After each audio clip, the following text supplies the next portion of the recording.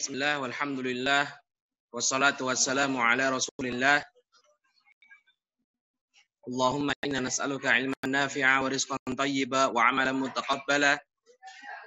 Allahumma inna na'udzu bika min ilmin la yanfa' min Allahumma akhrijna min dhulumatil wahmi wa akrimna bi ma'rifatil ilmi wa sahhil akhaqana bil hilmi.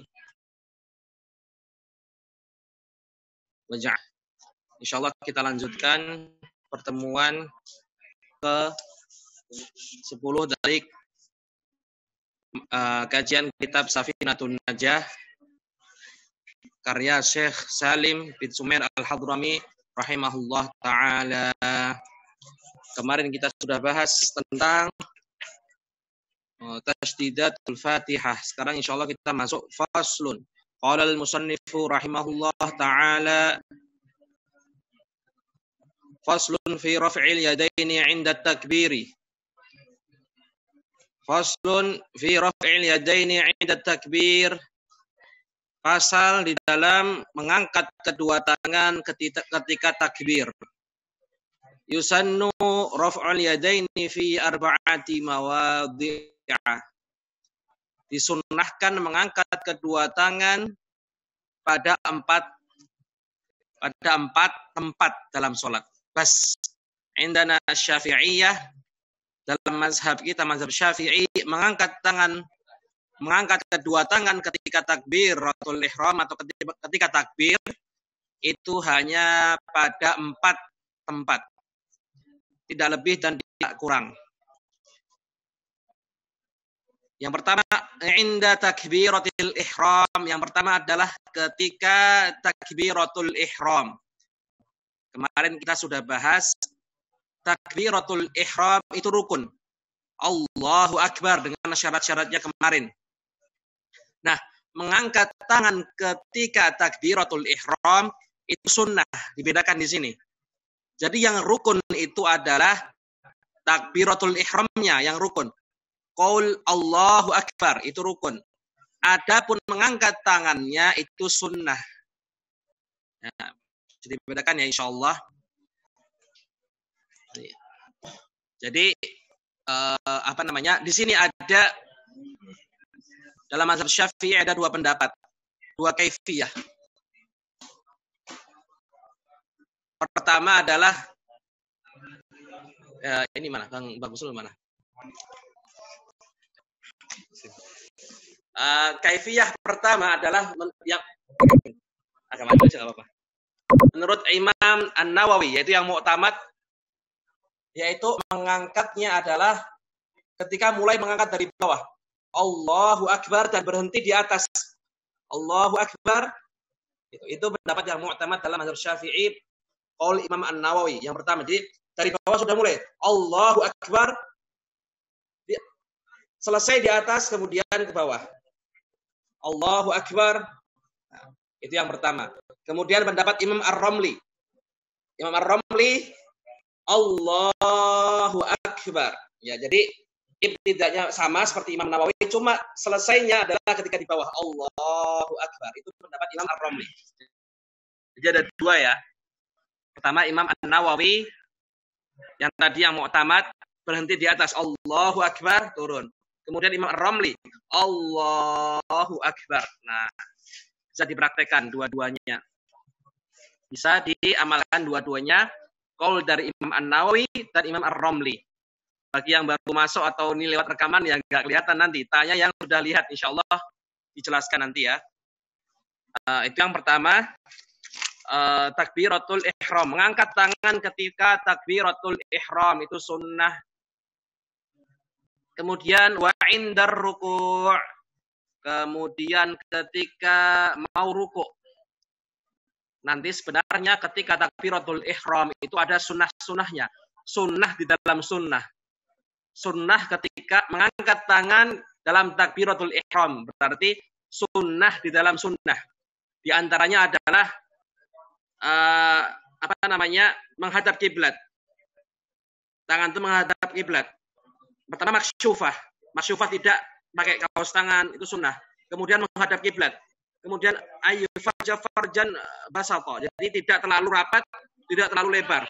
Biasa saja. Nah, itu sunnah di dalam sunnah. Kemudian nanti setara dengan ini ya, dengan syahmatul udhun. Allahu Akbar. Nah, seperti itu.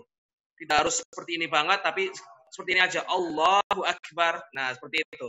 Kalau Imam Nawawi, Allahu Akbar, dia Allahu Akbar, turun. Imam Ar-Ramli, Allahu Akbar. Nah, selesai di sini, selesai takbirnya. Itu dua pendapat cara kaifiyah tentang mengangkat tangan ketika takbiratul ihram. Wa indar ruku', kemudian ketika mau ruku' itu juga disunnahkan untuk mengangkat tangan. Wa indar ruku'. Wa indal i'tidal, ketika i'tidal. Sami'allahu liman hamidah, sudah mengangkat tangan. Dan mengangkat tangannya ketika i'tidal adalah indar raf'i, ketika bangkit. Sudah mulai mengangkat tangan. Bukan berdiri dulu, Allahu Akbar, lurus, baru angkat tangan. Nah, jadi ketika mulai berdiri, ketika bangkit dari ruku' indar raf'i, itu sudah mulai mengangkat tangannya. Nah, bukan berdiri dulu lurus tegak, kemudian baru angkat tangan. Nah, bahkan sebagian ulama Syafi'iyah mengatakan kalau sudah berdiri lurus, berdiri Sami'allahu liman hamidah, nah, itu katanya dhahabat as-sunnah. Nggak dapat sempurnanya sunnah nanti. Itu adalah yang tiga. Kemudian wa indal qiyami minat tasyahudil awwali. Kemudian ketika bangun dari tasyahud al-awwal. Itu juga sunnah mengangkat tangan. Jadi mengangkat tangan ketika bangkit dari sujud adalah hanya ketika dari tasyahud al-awwal. Dalam mazhab Asy-Syafi'i, panjangnya takbir itu adalah selama kita belum sampai ke rukun berikutnya, kita disunahkan tetap bertakbir. Misalnya, maksudnya gimana? Maksudnya seperti ini. Maksudnya, i'tidal. Ketika kita i'tidal. Ketika al-qiyam. Walam yakul lahu kufuwan ahad. Kemudian takbir intiqal itu sunnah selama belum sampai ke tempatnya, rukuknya sempurna, itu masih mengucapkan takbir. Jadi, Allahu Akbar. Baru berhenti ketika sudah sampai rukuknya sempurna. Bukan seperti ini. Allahu Akbar. Diam. Bukan. Atau diam dulu sampai rukuk. Allahu Akbar. Bukan. Sunnahnya adalah setiap gerakan itu sebelum sampai itu masih membaca takbir. Jadi, ketika berdiri, Allahu Akbar. Sami'allahu liman hamidah. Mau sujud juga. Allahu Akbar. Di antara hikmahnya, faidahnya adalah sholat kita itu tidak ada jeda sedikit pun kecuali hanya untuk berzikir kepada Allah.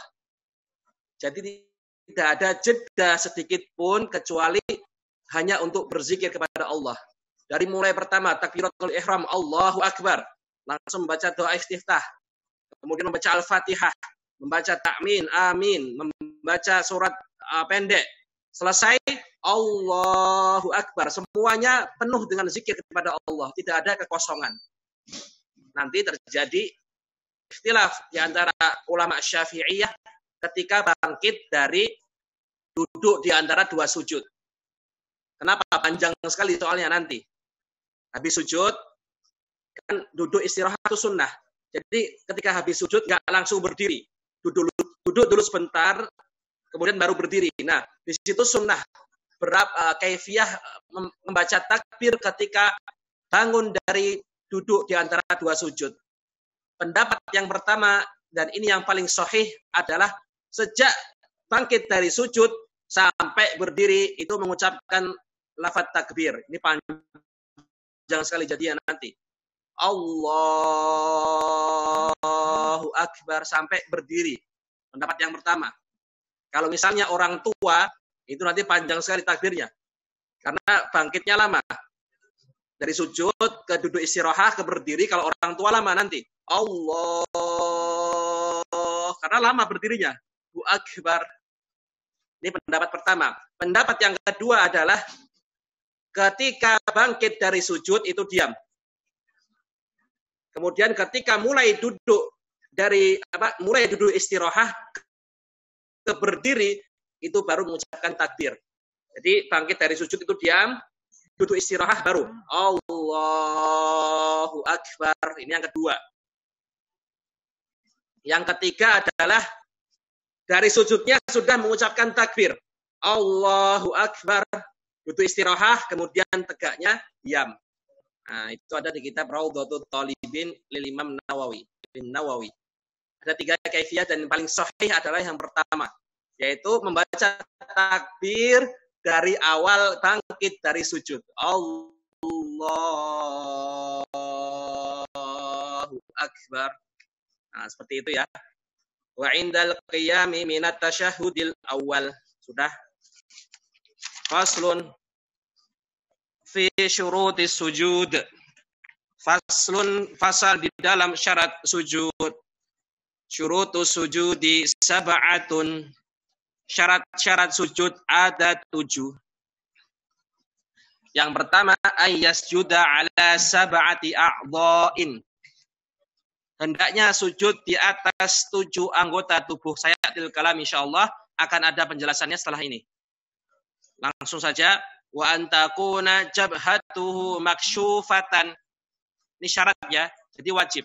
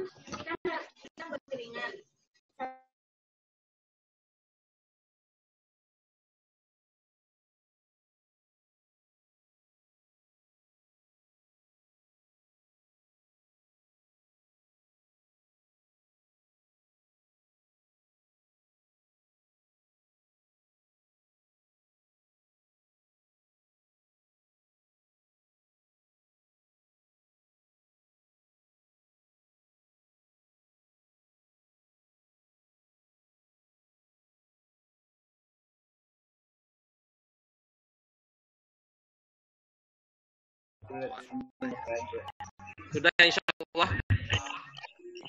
Yang lain juga yang lain diberikan. Sujud insyaallah syurutus sujudi sab'atun. Sujud ada 7. Ini 20 sekarang. Ayyasjud.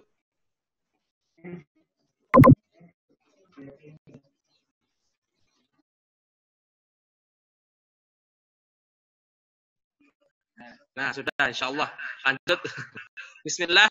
Syuruti sujudi sab'atun. Syarat sujud ada 7. Ayyasjuda ala sab'ati a'dha'in. Nanti ada penjelasannya. Yang kedua, wa antakuna jabhatuhu maksyufatan. Hendaknya jabhah.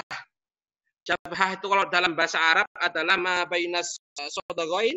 Dari sini as-sodaqain itu tulan wa ardan mimana biti sya'ri ra'si ilal hajib. Dari tempat tumbuhnya rambut sampai ini hajib. Hajib apa namanya? Alis mata. Ini jabhah. Ardan wa tulan panjangnya adalah bainas sodaqain ini. Sini ke sini. Itu wajib maksyufah. Tapi ba'dul jabhah saja. Sunnahnya adalah terbuka semuanya. Itu sunnah. Tapi wajibnya adalah alal aqal, sedikitnya adalah ba'dunya, ba'dul jabhah. Sebagian jabhah, sebagian jidat, sebagian dahi harus terbuka. Enggak harus semua. Tapi memang sempurnanya adalah terbuka semua. Jadi kalau misalnya segini nih, ini enggak sah sujudnya. Kalau misalnya sujud segini, enggak sah. Karena jabhah tertutup semua. Tapi kalau segini sah enggak? Segini nih, segini. Masih ada sisa dikit. Sah masih. Ya, nah, seperti itu. Jadi masih ada sedikit. Yang penting adalah sebagian dahi itu tersingkap, tidak tertutupi. Tapi kalau mau sempurna, seluruh dahi hendaknya maksyufah. Kemudian wattahamul birra'sih, dan syarat maksyufah, syarat terbukanya itu hanya pada dahi saja. Jadi tangan ketika sujud nggak apa-apa tertutup, pakai kaos tangan nggak apa-apa, kaki nggak apa-apa, hanya dahi saja nggak boleh. Dahi harus benar-benar terbuka. Yang ketiga adalah wattahamul birra'sihi, dan hendaknya menekan sedikit dengan kepalanya, ditekan sedikit. Ada menekan sedikit. Kalau kata ulama, sekiranya misalnya di bawah dahi ada kapas, maka kapasnya menjadi gepeng atau tergencet atau tertekan. Jadi nggak cukup cuma menempelkan saja, menempel dikit, nggak bisa, ditekan sedikit. Terutama idakana makan sujud wati, tempat sujud itu lembut, misalnya karpetnya tebal atau sajadahnya tebal, itu nggak cukup hanya menempel saja, tapi harus benar-benar menekan. Nggak cukup cuma menempel, misalnya lebar karpet segini. Kemudian di ujung benang karpet cuma benar-benar ada tekanan. Dan syarat menekan ini at-tahamul itu menurut pendapat yang mu'tamad hanya pada dahi saja. Adapun anggota tubuh yang lain, 7 anggota yang lain, tangan, kedua lutut, kaki itu tidak diwajibkan untuk at-tahamul atau tekanan menurut pendapat yang al-mu'tamad. Tapi nanti pendapat Syekhul Islam Zakaria Al-Ansari mengatakan seluruh bagian anggota sujud harus at-tahamul, harus ada tekanan. Jadi nggak cukup tangannya cuma nempel saja. Nempel saja nggak cukup. Itu menurut Zakaria Al-Ansari, Syekhul Islam. Nah, seperti itu. Ya, kalau pakai mukena harus dihindari agar mukenanya tidak menutupi dahi. Ya, dahi jangan sampai tertutupin. Nggak usah semua nggak apa-apa, tapi sebagian saja nggak masalah. Yang penting semua jangan tertutupin. Nah, seperti itu ya. Wa antakuna jabhatu maksyufah wa tahamul bi ra'sih. Tahamul bi ra'sihi wa adamul huwi li ghairihi. Dan turunnya untuk sujud itu bukan karena yang lain. Memang niatnya turun dari i'tidal itu karena untuk sujud. Misalnya, ini cara misalnya lagi sholat, kemudian i'tidal, kemudian ada sesuatu yang jatuh dari atas, nggak tahu cicak atau apa, jatuh, kaget kita, kemudian kita turun langsung ke bawah, hampir posisi sujud, kemudian kita, wah, ternyata cuma cicak. Nah, ini anak sudah ternyata anak sudah di bawah ini, sudah mau sujud, ya udah sekalian lanjutin sujudnya. Nggak bisa. Jadi turunnya dari i'tidal ke sujud itu memang niatnya untuk sujud. Turunnya itu niatnya memang untuk sujud, bukan karena yang lain. Tadi kan turunnya karena kaget. Karena kaget kemudian sudah di bawah sekalian untuk sujud. Nah, itu nggak bisa. Jadi ada mulhuwi li ghairihi. Turunnya untuk sujud itu bukan karena yang lain. Jadi tujuannya turun dari i'tidal ke bawah itu memang untuk sujud. Kemudian yang keberapa ini? Walla yasjuda ala syai'in yataharraku biharakatihi. Hendaknya tidak sujud pada sesuatu yang bergerak dengan gerakannya. Itu maksudnya gimana? Bergerak dengan gerakannya itu ya pakaian kita, contohnya pakaian kita. Pakaian kita, mungkin sebagian orang sujud di ujung lengan tangan. Ini kan bergerak. Ketika sujud di atas lengan baju,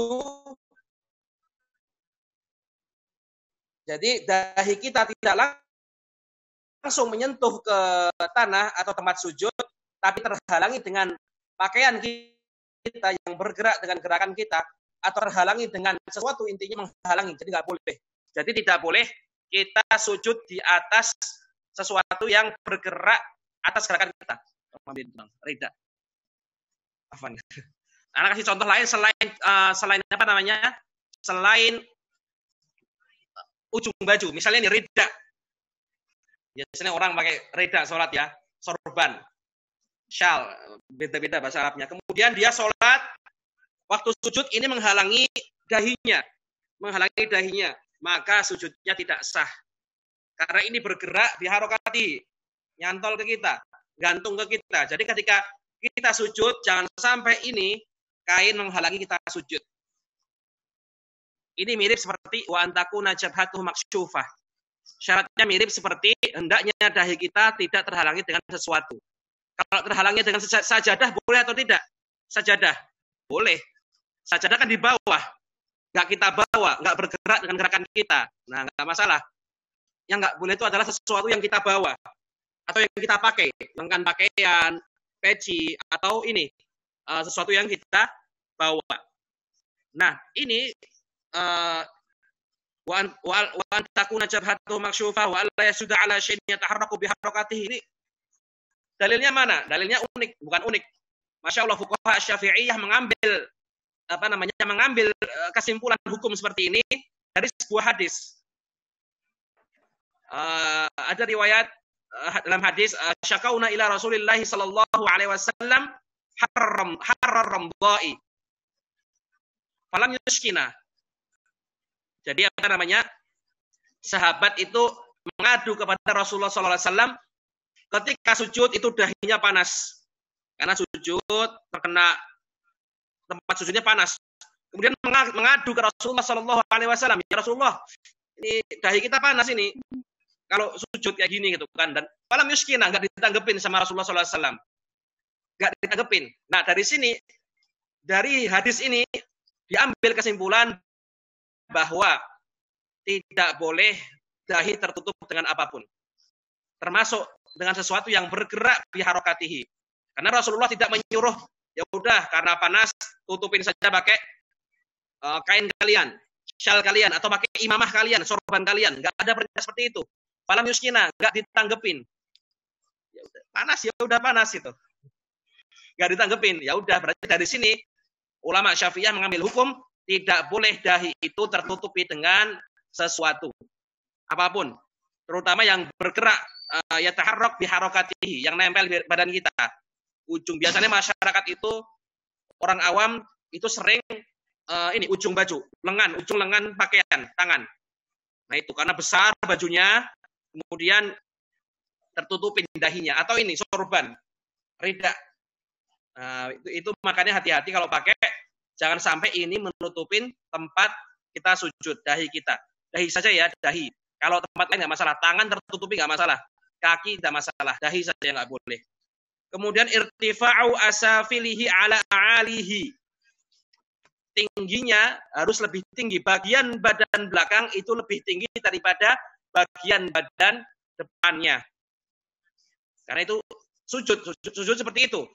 Kepalanya harus lebih rendah daripada bagian belakangnya. Irtifa'u asafilihi. Bagian belakang harus lebih tinggi ala a'alihi, bagian depannya. Nah, itu sujud. Jadi misalnya ada orang sujud di atas tangga. Di tangga, bukan di atas tangga ya. Atau di jalan yang gini, jalan yang ke atas gitu. Dalam mazhab Syafi'i tidak sah. Jadi misalnya kepalanya di tangga nomor 2. Kemudian kakinya itu di tangga nomor 1. Tidak sah. Karena apa? Karena kepalanya lebih tinggi daripada bagian belakangnya. Atau sholat yang di jalan seperti ini.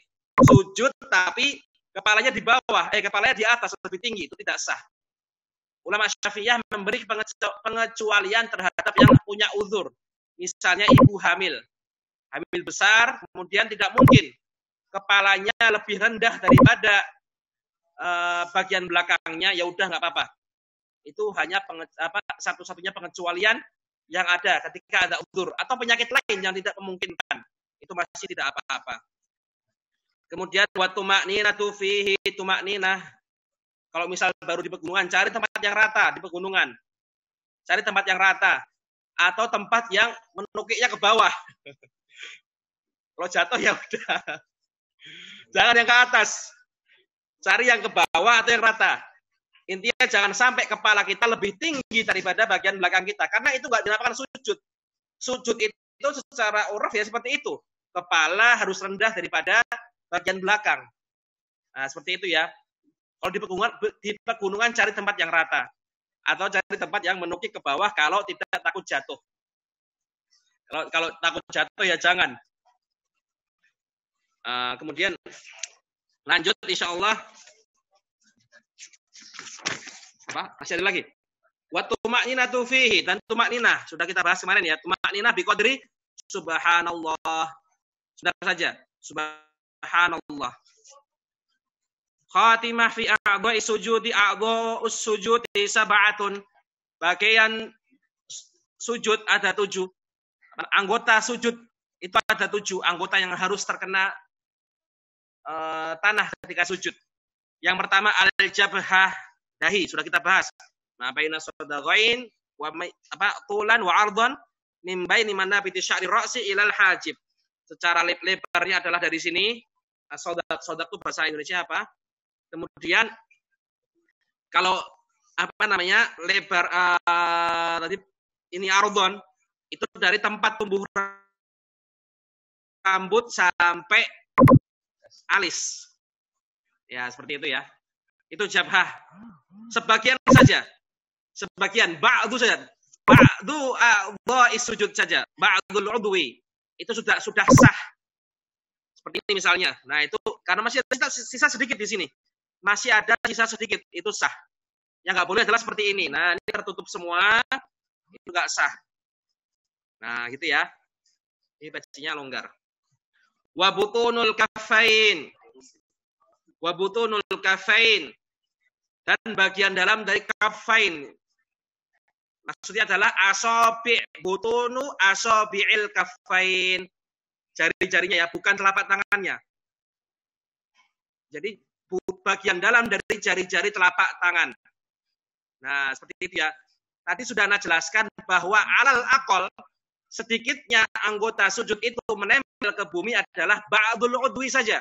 Sebagiannya saja. Misalnya sujud yang nempel cuma 1 jari, 2 jari atau 1 jari aja, 1 jari. Misalnya, ini misalnya. 1 jari dari setiap tangan, ingat dari setiap tangan ya. 1 jari 1 tangan saja nggak sah. 1 jari dari setiap tangan, 1 jari dari setiap tangan itu sah. Tapi dia tidak dapat kesempurnaan sunnah. Karena sunnah semuanya butunu asabi', telapak tangan dan jari-jarinya. Nah, seperti itu ya, paham ya?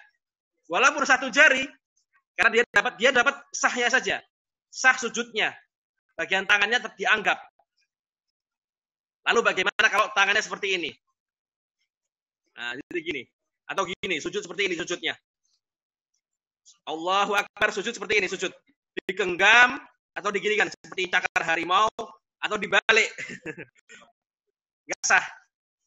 Karena harus butunu asabi', bagian dalam bagian dalam dari telapak tangan, jari-jari telapak tangan, butunu asabi'. Nah, itu harus menempel ke bumi. Apakah wajib tahammul? Apakah wajib ditekan? Nah, kita sudah bahas. Yang mu'tamad tidak wajib tahammul, tapi Imam Az-Zakaria, Imam Syekhul Islam Zakaria Al-Ansari mengatakan wajib tahammul, ditekan. Kemudian warrukbatan, kedua lutut. Wa butunu asabi'ir rijlain, dan bagian dalam dari jari-jari kaki walaupun 1 jari. Sah. Yang enggak sah adalah yang diangkat kakinya.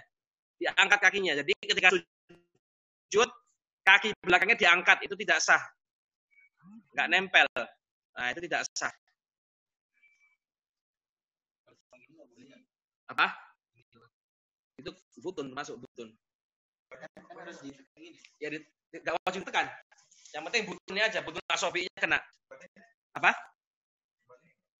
Ya. Kemudian lanjut. Faslun fi tasdidati tasyahudi. Fasal di dalam tasdid yang ada di dalam tasyahud. Tasdidatu tasyahudi ihda wa ishrun. Tasdid di dalam tasyahud ada 21. Khamsun fi akmalihi wa sittata asyrata fi aqallihi. 5 sebagai penyempurna dan 16 sebagai batas minimalnya saja. Maksudnya gimana? Nanti kita bahas setelah ini. Pokoknya kita baca dulu dan kita hitung 21. Antum bantu hitung ya. At-tahiyatu at-ta'i wal ya. Berapa? Ulawatu ala sodi. 3. At-tayyibatu ala ta'i wal ya. Berarti 5. Lillahi ala lamil jalalah. Assalamu ala sin. Alaika ayyuhan nabiyyu alal ya'i wan nuni wal ya. 10. Wa rahmatullahi ala lamil jalalah. Wa barakatuhu. Assalamu ala sin. Alaina wa ala ibadillahi. Ala lamil jalalah. As-salihin. Ala sad. Ashhadu an la ilaha ala lami alif illallah ala lami alif wa lamil jalalah. Wa ashhadu anna ala nun Muhammadar Rasulullah ala mim. Muhammadin ala ra'i wa ala lamil jalalah. 21. Jadi sempurnanya adalah 21. Ini maksudnya apa? Khamsun fi akmalihi wa sittata asyrata fi aqallihi. Ini tadi yang kita baca adalah 21 penyempurna. Sempurnanya 21. Maka ada 16. Minimalnya tasyahud itu cuma ada 16 tasdidatnya. Bagaimana bacaan minimal tasyahud? Pertama adalah at-tahiyatu lillah. Nah, berapa itu? At-tahiyatu lillah. Itu jadi al-mubarakatus sholawatut thayyibah tidak dibaca. Jadi at-tahiyatu lillah langsung. Itu paling minimal saja bacaannya. Assalamu diganti. Salamun alaika ayyuhan nabiyyu wa rahmatullahi wa barakatuh. Salamun alaina wa ala ibadillahi sholihin. Berarti berapa? Tadi 21 dikurangi al-mubarakatus sholawatu. Dikurangi 1. At-thayyibatu dikurangi 2. Berarti 3. 21 kurangi 3. 19. Assalamu diganti salamun. Dua-duanya berarti dikurangi 5. Berarti 16. 16 ya. Jadi itu paling minimal membaca tahiyat akhir. Jadi at-tahiyatu lillah salamun alaika ayyuhan nabi wa rahmatullahi wa barakatuh. Salamun alaina wa ala ibadillahi sholihin. Ini insyaallah maklum ya, cuma hitung-hitungan saja.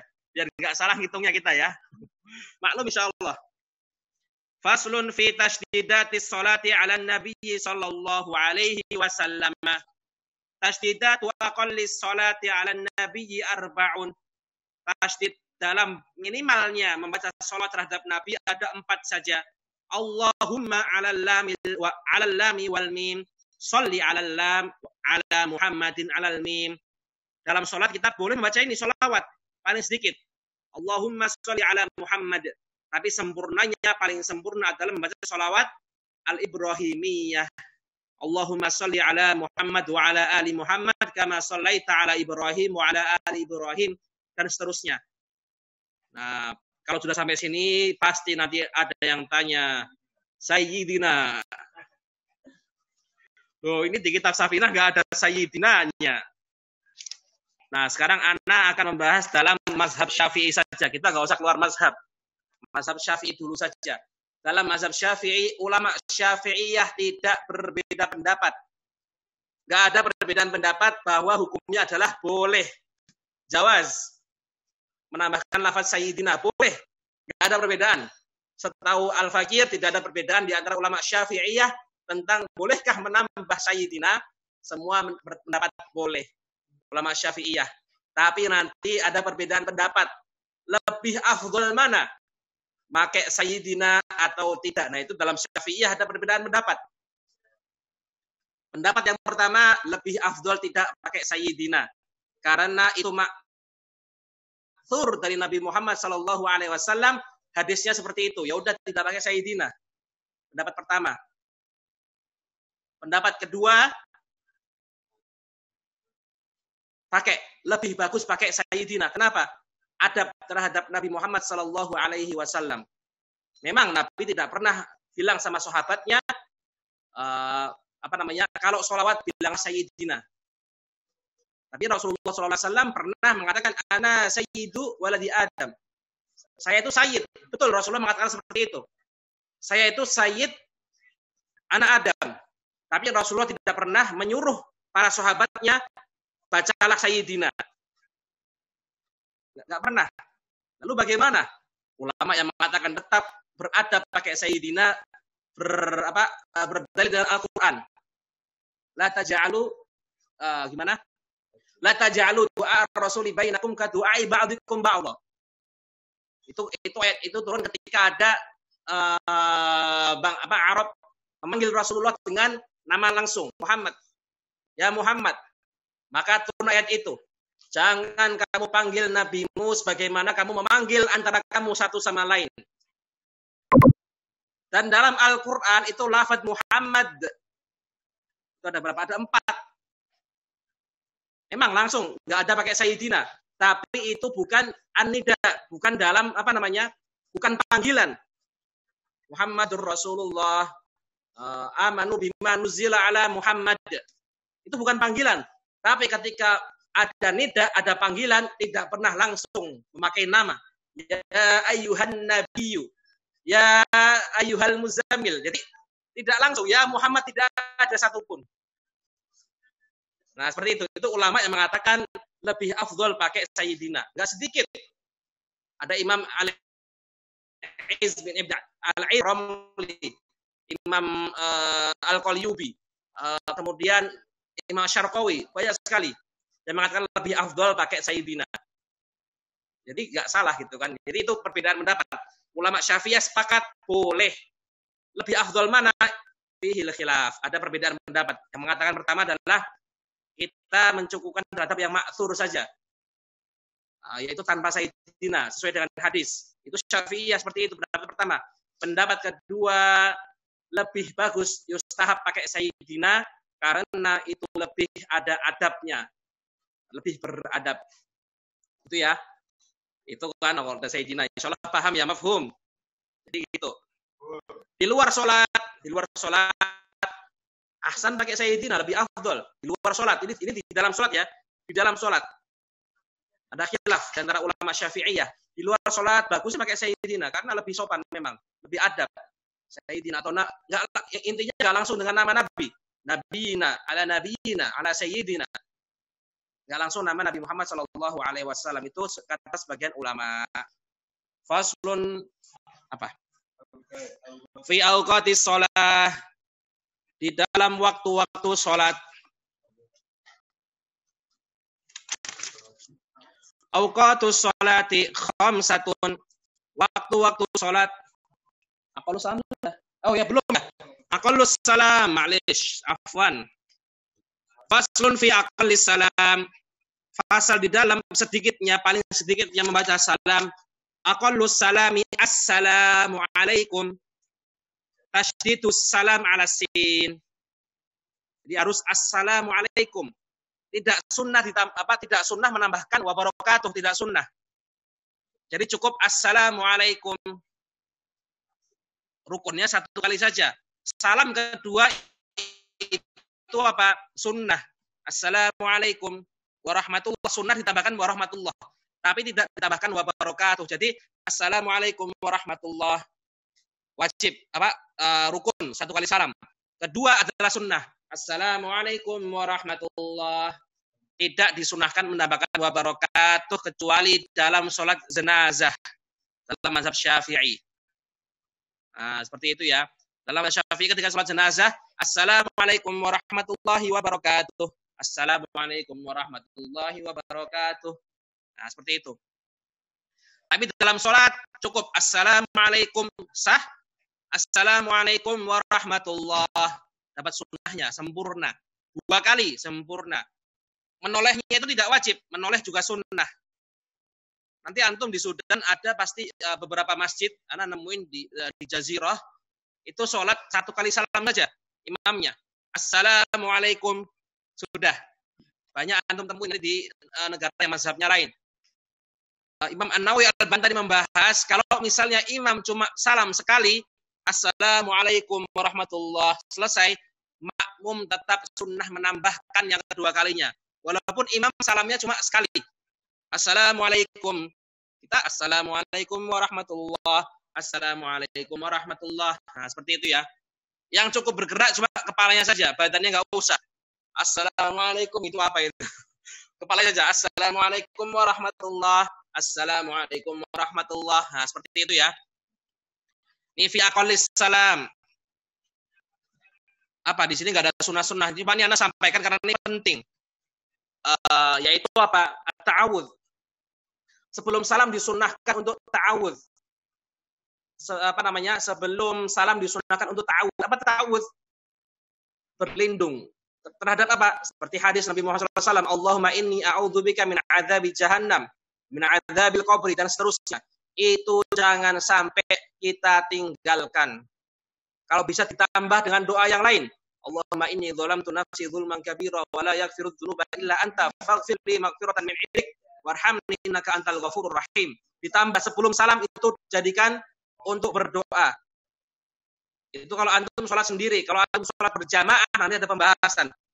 Insyaallah di kitab selanjutnya ya. Di kitab lain bagaimana hukum imam memanjangkan doa, memanjangkan zikir. Karena zikir dalam sunnahnya cuma 3. Subhana rabbiyal azim, subhana rabbiyal azim, subhana rabbiyal azim. Boleh ditambahkan hingga berapa? Hingga 11. Subhana rabbiyal azim, subhana rabbiyal azim sampai 11. Tapi itu harus ada keridhaan dari makmum. Nggak boleh asal yang penting panjang gitu. Harus ada keridhaan dari makmum. Insyaallah kita bahas di kitab yang lain. Karena panjang nanti pembahasannya. Seperti itu ya. Jadi jangan sampai sebelum salam kita tidak berdoa. Allahumma inni a'udzubika min adzabi jahannam, itu penting sekali. Wa min adzabil qabri dan seterusnya. Atau juga doa Allahumma a'inni ala dzikrik wa syukrik wa husni ibadatik. Itu juga. Kemudian faslun fi awqatis shalah. Faslun fasal di dalam waktu-waktu salat. Awqatus sholati khamsatun. Waktu salat adalah zuhur. Awal waktu zuhri. Kenapa zuhur dulu? Karena salat pertama yang dilakukan Rasulullah sallallahu alaihi wasallam adalah salat zuhur setelah Isra Mi'raj. Awal waktu zuhri zawalus syams. Masuk waktu salat zuhur adalah ketika matahari zawal. Apa itu zawal? Zawal adalah tergelincir, condong, tergelincir. Zawalu an wasati samai qalilan. Jadi ketika matahari tepat di tengah-tengah, kemudian geser sedikit ke barat. Nah, itu sudah mulai masuk waktu sholat zuhur. Sudah mulai masuk sholat zuhur. Itu awal waktunya. Kemudian wa akhiruhu, dan akhir waktunya adalah masiru dhilli syai' mithlah ghayra dhillil istiwa. Masiru dhilli syai' mithlahu ghayra dhillil istiwa. Ketika bayangan, dhil itu bayangan. Bayangan sesuatu mithlahu, menjadi sama dengan bendanya. Misalnya kita tinggi 170 cm. Bayangan kita juga 170 cm, berarti itu tanda berakhirnya atau waktu akhir dari sholat zuhur. Ghairu dhillil istiwa. Tidak dihitung, tidak termasuk dhillil istiwa, bayangan istiwa. Nah, apa maksudnya? Nah, pada asalnya al-istiwa, ketika matahari di tengah-tengah kita pas, itu namanya istiwa, waktu istiwa, itu tidak ada bayangan sama sekali. Pada asalnya tidak ada bayangan sama sekali. Tapi di sebagian tempat ketika istiwa, ngantum sebagian ada yang ahli astronomi, tolong ditasih kalau ada yang salah. Jadi ketika istiwa kadang-kadang itu ada di sebagian tempat, walaupun matahari tepat di atas kita, ada bayangan tetap ada bayangan dikit, 10 cm katakan, 10 cm. Nah, di tempat yang seperti ini, ketika ada bayangan istiwa, berarti gimana? Masiru dhilli syai' mithlahu istiwa. Berarti misalnya tingginya adalah 170 cm, sedangkan bayangan istiwanya adalah 10 cm, berarti kapan selesainya waktu zuhur? Ketika bayangannya panjangnya berapa? 180 cm. Bayangan istiwa nggak dihitung. Bayangan istiwa 10 cm, tinggi kita 170 cm, berarti ketika 180 cm itu akhir waktu sholat zuhur. Nah, seperti itu. Gimana itu? Seperti itu. Istiwa aslinya tidak ada bayangan. Kadang-kadang ada bayangannya. Katakan 10 cm bayangannya. Berarti ketika tinggi kita 170 cm, 10 cm tidak dianggap. Ketika bayangan adalah 180 cm, yaitu bayangan kita ditambah bayangan istiwa, maka itulah akhir waktu sholat zuhur. Zaman dulu seperti itu ya, tidak ada jam, tidak ada alarm, tidak ada itu seperti susah, pakai matahari. Kemudian wa awwalu waqtil asri. Wa awwalu waqtil asri idza sara dhillu kulli syai'in mithlahu wa zada qalilan. Masuknya waktu salat asar adalah ketika tadi bayangan itu sama dengan bendanya dan bertambah sedikit. Berarti tadi kan akhir waktu sholat zuhur adalah ketika bayangan sudah sama dengan bendanya. Nambah dikit saja, 1 cm saja bayangannya nambah. Maka sudah masuk waktu sholat asar. Wa akhiruhu ghurubus syams. Dan akhirnya adalah ghurubus syamsi. Tenggelamnya, terbenamnya matahari. Yang dimaksud dengan ghurubus syams adalah ghurubu jami'i qursi syamsi. Tenggelamnya semua lempengan matahari, lingkarannya matahari itu, bundarannya, itu tenggelam semua, bukan sebagian saja. Nggak harus nunggu gelap. Yang penting itu lingkaran mataharinya sudah terbenam semua, maka sudah masuk waktu maghrib. Tanda berakhirnya sholat asar dan tanda masuknya sholat maghrib. Seperti itu, walaupun masih terang. Nah, seperti itu ya. Dan penentuan waktu sholat ini pasti ada perbedaan tinggi tempat. Karena tinggi tempat itu pengaruh. Dalam penentuan waktu sholat itu garis lintang dihitung, garis bujur dihitung, tinggi dihitung, equation of time itu juga dihitung. Apalagi itu banyak sekali yang dihitung ya. Zona waktu, kemudian hari, tanggal, waktu, dan tahun juga dihitung, banyak sekali. Waktu Anda pernah baca itu, ternyata dalam penentuan waktu sholat itu banyak sekali faktor yang dihitung. Nah, seperti itu ya. Kemudian wa awalu waqtil maghribi, awal waktu maghrib, ghurubus syamsi. Nah, sudah kita bahas tadi ya. Wa akhiruhu ghurubus syafaqil ahmar.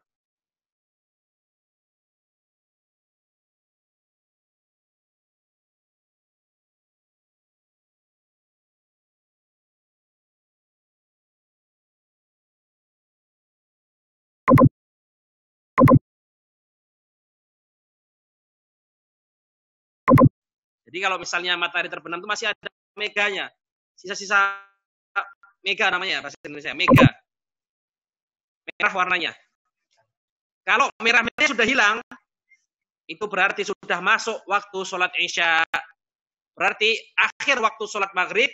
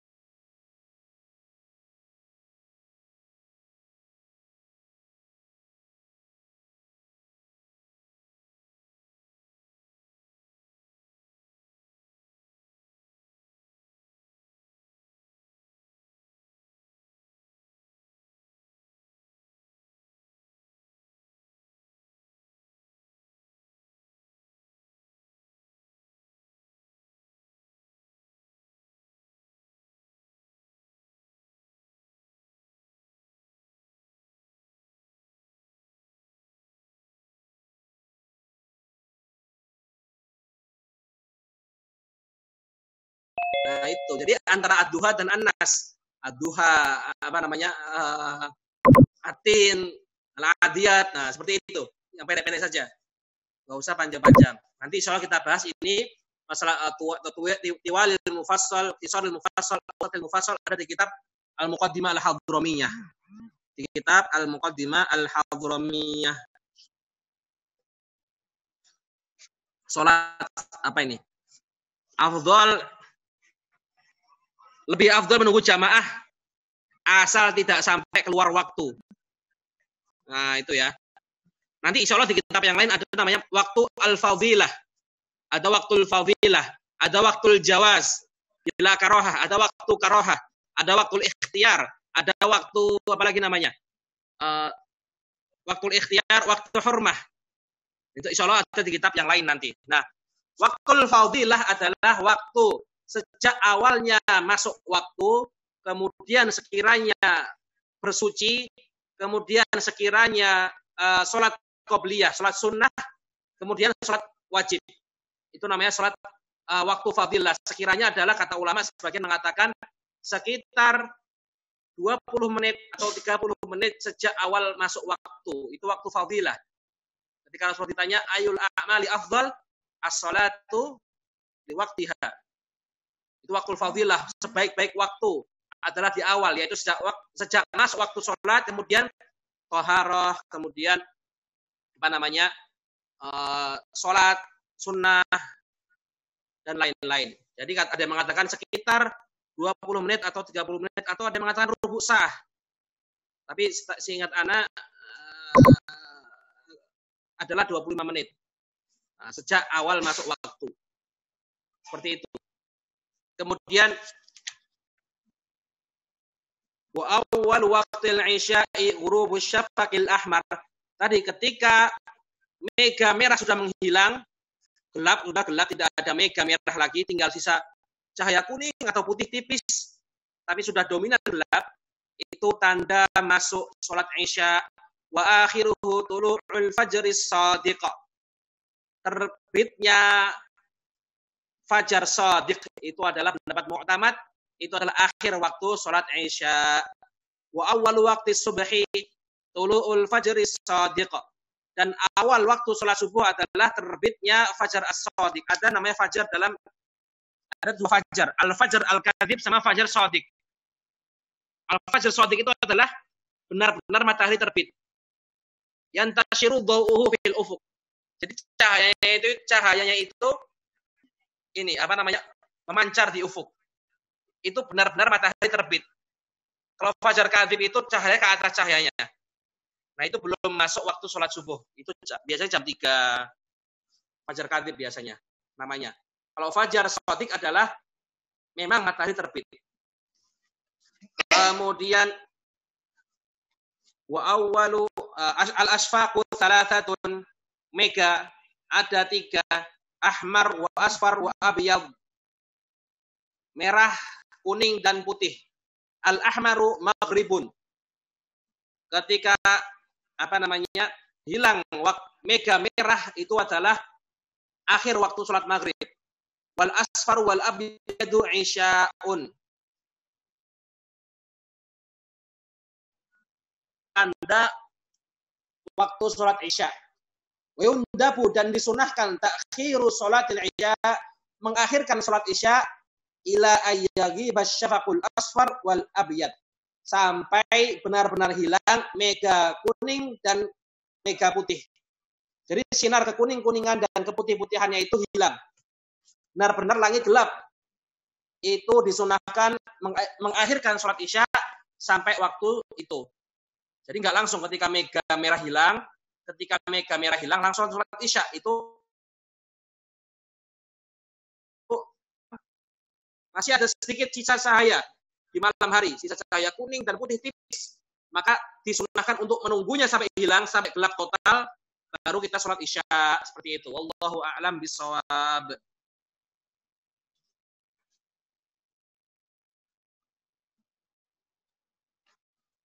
Apa ini? Kalau waktu sholat syuruk, tepatnya kapan? Sholat syuruk dalam mazhab Syafi'i ada 2 qaul, 2 pendapat. Pendapat Ibnu Hajar dalam kitab Tuhfah, sholat syuruk itu tidak ada.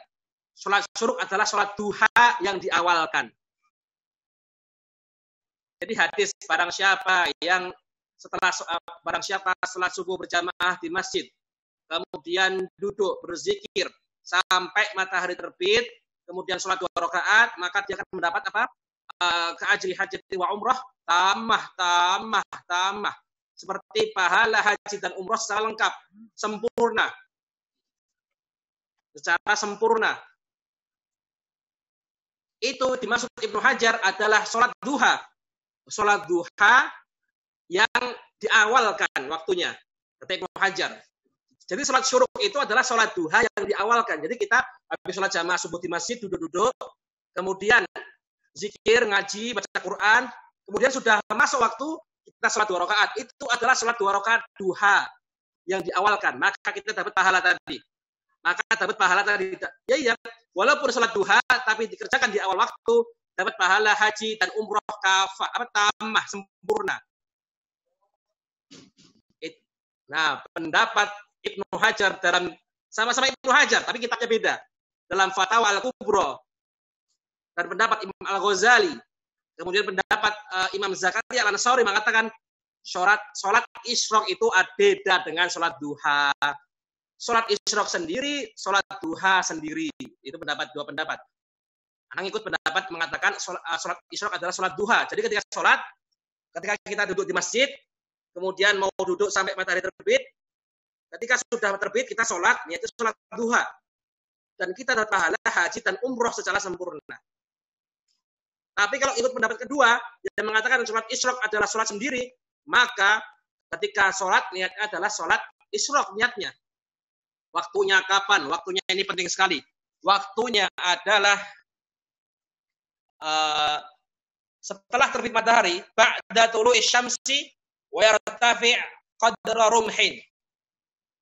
Setelah terbitnya matahari dan matahari itu naik qadra rumhin, seujung tombak. Kalau kata ahli falak, ahli ilmi falak, qadra rumhin itu adalah arba'ah darajah falakiyah. 4 derajat falakiyah. 1 derajat falakiyah adalah 4 menit.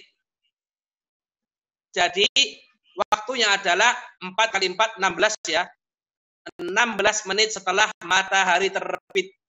Jadi kalau antum di musola antum, di masjid antum ada tulisan syuruk, terbit matahari jam sekian, jam 6:50. Itu baru terbit matahari. Maka ditambah 16 dulu. 6:50 tambah 16. Baru sholat isyraq atau sholat duha yang diawalkan. Seperti itu ya. Jadi bukan ketika matahari terbit langsung sholat kita. Enggak. Tunggu dulu matahari terbit sampai naik qadra rumhin. Sebagaimana tombak. Kita nggak bisa. Sekarang nggak ada tombak. Ahli falak mengatakan 4 derajat falakiyah. 1 derajat adalah 4 menit. Berarti 4 derajat falakiyah adalah 16 menit. Berarti 16 menit setelah matahari terbit. Itu baru boleh kita sholat sunnah isyraq atau sholat sunnah duha yang diawalkan tadi. Wallahu a'lam bishawab.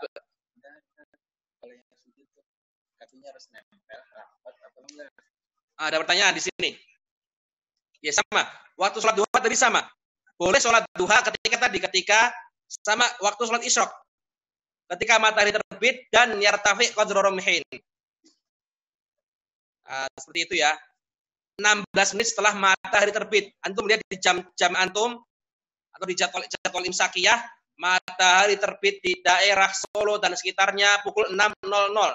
Itu baru terbit. Maka boleh sholat duha atau boleh sholat isyraq adalah 6:17.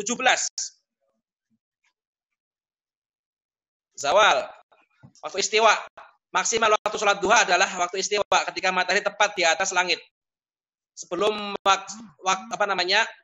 waktu sholat zuhur. Waktu makruh insya Allah setelah ini ya. Pas banget habis ini adalah pembahasan waktu yang dilarang untuk sholat. Ada pertanyaan di sini ya, di depan di teman-teman di sini. Ketika sujud, apakah kaki merapat Pegangin. Ini kaki belakang ataukah disela sedikit.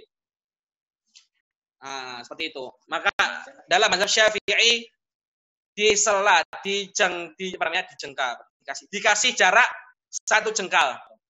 Dikasih kelonggaran 1 jengkal dalam mazhab Syafi'i. Memang ada hadis mengatakan rapat. Nah, tapi nanti anak pernah baca fuqaha Syafi'iyah mengatakan itu hadisnya atau rawinya ada yang syadz. Wallahu a'lam, tapi itu tidak usah jadi permasalahan. Rapat boleh, diberi jarak 1 jengkal juga boleh, karena yang rapat juga jelas dalilnya. Yang diberi jengkal itu karena beranggapan hadis tadi itu ada masalahnya. Karena syadz. Wallahu a'lam, mana dalam itu enggak mutolaah itu. Jadi boleh kalau mazhab Syafi'i yang utama adalah dikasih jarak 1 jengkal. Di kakinya itu segini. Nah, seperti itu. Ini ya.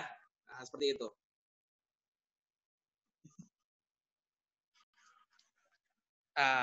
Sudah ya. Isi saya di jam tadi waktu makruh ada insyaallah. Setelah ini tadi sunnah mengangkat tangan setelah tasyahud awal. Kalau posisi kita masbuk gimana? Wallahu alam 4 tadi, hanya 4 tadi. Kalau misalnya tadi dia anggap tasyahud awal, maka seperti itu. Maka angkat tangan. Kalau bukan tasyahud awal atau tidak hitungan kita tasyahud awal, tidak usah mengangkat tangan. Misalnya gimana? Kita masbuk 2 rakaat. Imamnya sedang tahiyat akhir. Nah, imam salam kita berdiri. Berarti itu tadi apa? Dianggap tasyahud awal bagi kita. Ya, kita angkat tangan. Nah, seperti itu ya. Anda pernah lihat orang ketika duduk di antara 2 sujud, kaki kanannya ditimpakan ke kiri. Syekh, gimana itu? Ketika duduk di antara 2 sujud, kaki kanannya ditimpakan ke kiri. Jadi seperti ini ya, seperti tahiyat akhir ya. Seperti tahiyat akhir kan? Nah, jadi duduk dalam sholat itu ada duduk tawarruk, kemudian iftirash. Tawarruk adalah duduk seperti tahiyat akhir. Tawarruk. Iftirash adalah duduk seperti duduk di antara 2 sujud. Wa tawarruk wal iftirash itu sunnah hukumnya. Hukumnya sunnah. Duduk apapun itu duduknya sah. Bahkan orang tua itu walaupun dia mampu untuk iftirash atau tawarruk tapi capek. Kalau misalnya tawarruk atau iftirash dia boleh duduk bersila. Karena tawarruk dan iftirash itu sunnah. Tidak sampai rukun atau tidak wajib. Yang rukun adalah duduknya. Yang wajib adalah duduknya. Tapi kaifiyah duduk, bagaimana duduknya, itu bebas. Yang sunnah adalah iftirash ketika bukan mau salam, dan tawarruk ketika mau salam. Nah, seperti itu. Nanti ada perbedaan pendapat di antara ulama. Kapan duduk tawarruk? Mazhab Syafi'i mengatakan disunnahkan tawarruk ketika mau salam. Salat subuh 2 rakaat. Ketika rakaat kedua, tawarruk sunnah. Mazhab lain mengatakan tawarruk adalah ketika rakaatnya adalah lebih dari 2. Jadi ketika salat subuh mau salam, itu duduknya iftirash bukan tawarruk. Duduknya seperti duduk biasa. Duduk di antara 2 sujud. Jadi yang tadi itu ya sah-sah saja. Ada orang ketika duduk di antara 2 sujud, kaki kanannya ditimpakan ke kiri. Berarti mirip ketika tawarruk, nggak apa-apa. Asal masih dikatakan duduk, maka duduknya sah. Tapi dia tidak dapat pahala kesempurnaan sunnah kalau misalnya tidak ada udzur. Kalau ada udzur, misalnya sakit, nah itu beda lagi nanti. Posisi jari telunjuk mulai ditinggikan kapan? Pegangin. Kemarin sudah nasihat di grup ya. Penafsiran ulama tentang jari. Di kitab Abu Suja, ketika tahiyatul akhir adalah jari semua menggenggam kecuali telunjuk. Jadi dari awal sebenarnya sudah menunjuk dari awal. Ini paha ya, katakan paha. Sudah menunjuk dari awal. At-tahiyatul mubarakatus shalawatut thayyibatu lillah. Assalamualaikum. Sudah menggenggam. Jadi menggenggam seperti kemarin Anda contohkan menurut pendapat yang sahih dalam Syafi'i, atau yang gini juga nggak apa-apa, atau yang gini dari awal. Kemudian ketika illallah baru diangkat. Jadi yang Anda pelajari, Al-Fakir pelajarin, bukan dari awal menggenggam seperti bayangan masyarakat. Dari awal seperti ini dari awal. Kemudian asyhadu alla ilaha illallah baru. Nah itu seperti yang Al-Fakir pelajari adalah dari awal sudah seperti ini. Dari awal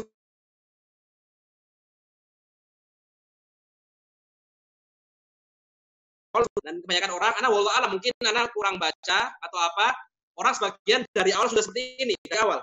At-tahiyatul mubarakatus shalawatut thayyibatul. Enggak, dari awal seperti ini sudah ya, ana ulangin. Kemudian baru diangkat ketika illallah. Nah, seperti itu. Dalam mazhab Syafi'i. Ditinggikannya sampai akhir ya. Seperti itu ya.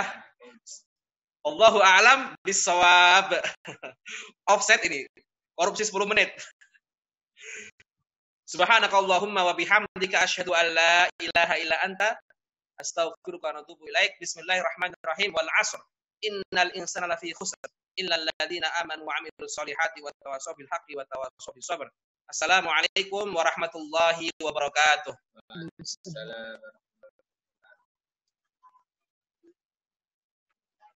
Jazakallah ya Ustaz. Wa iyyakum. Jazakallah. Barakallahu fikum. Barakallah.